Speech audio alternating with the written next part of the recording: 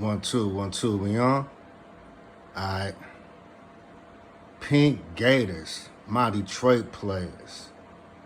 That's what Biggie said. Rest in peace, Notorious B.I.G. Yeah, Detroit is known as the Gator capital. Everybody know to be rock the Gators out here. But this shoe right here is a whole different animal. The Adidas Top 10. Right now, we're going to let you know the origins of the shoe, and then we're going to break it down to what this shoe means to the city of Detroit.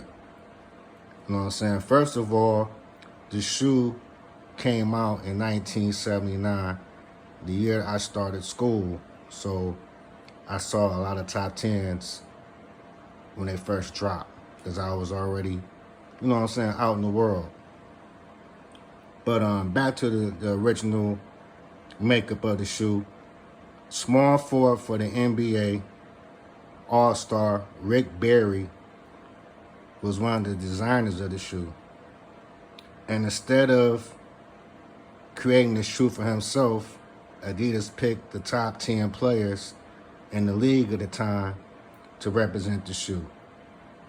Now this is where Detroit comes in at.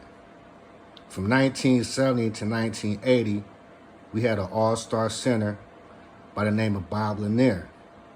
Rest in peace to him. We just lost him this year, back in May. He was 73 years old.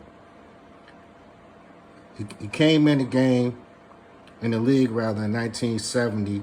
By 71, he was on the all-rookie first team. 1974, the year I was born, he was the MVP at the All-Star game. And his jersey was retired. He wore the number 16. Like I say, he was a center. And in 1992, he was inducted into the Naismith Memorial Hall of Fame. That's for all the NBA legends. And in 2006, he was inducted into the College Hall of Fame. So we're talking about a person who really put his game down, you know what I'm saying, on the basketball court. And this is what he was wearing, the Adidas Top 10. Now, around that same time, in 1979, 1980, it was a popular drug cartel in Detroit by the name of YBI, Young Boys Incorporated. And the Top 10 was part of the uniform. So I can remember going to school, walking to school with my friends, 5, 6, 7 years old, and the conversation would be about who got top 10s on, who rolling, you know what I'm saying, who got a briefcase full of drugs in it. I mean, it's crazy now that I'm grown, and I think about how crazy that must sound to even say it now, but that's the reality.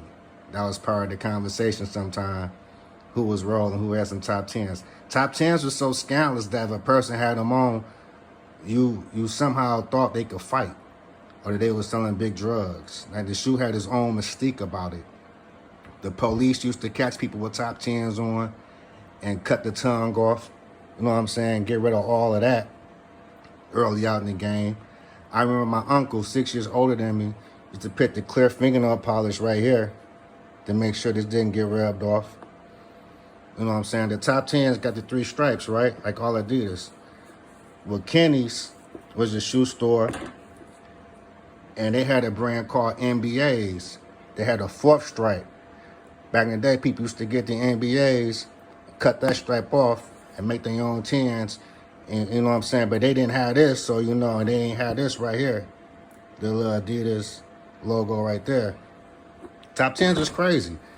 So you had to deal with the police, you know what I'm saying, trying to mess your shoes up. And then the stick-up kids.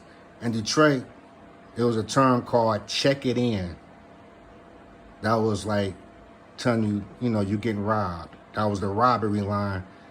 Anybody from Detroit can tell you about checking in. Those 3 words you did not want to hear.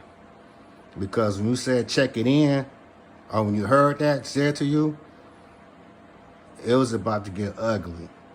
And the top 10s was definitely probably one of the first gym shoes that was like a daily check-in item.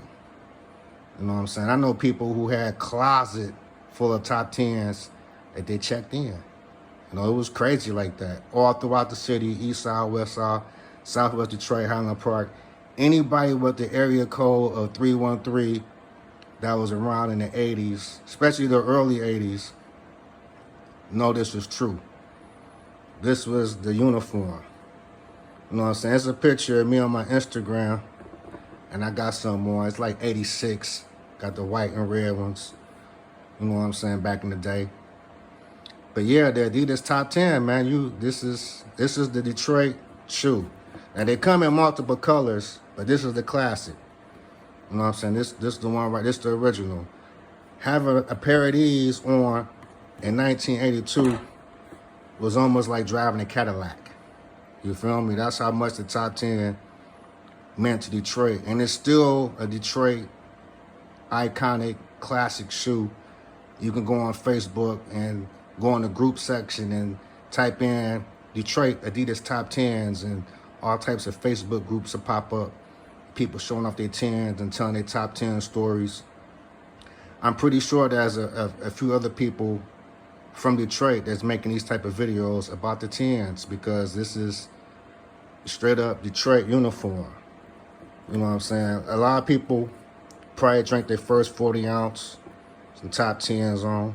Probably learned how to jet, some top 10s on. You know, everything but hooping. You know what I'm saying? You didn't hoop in your 10s, really.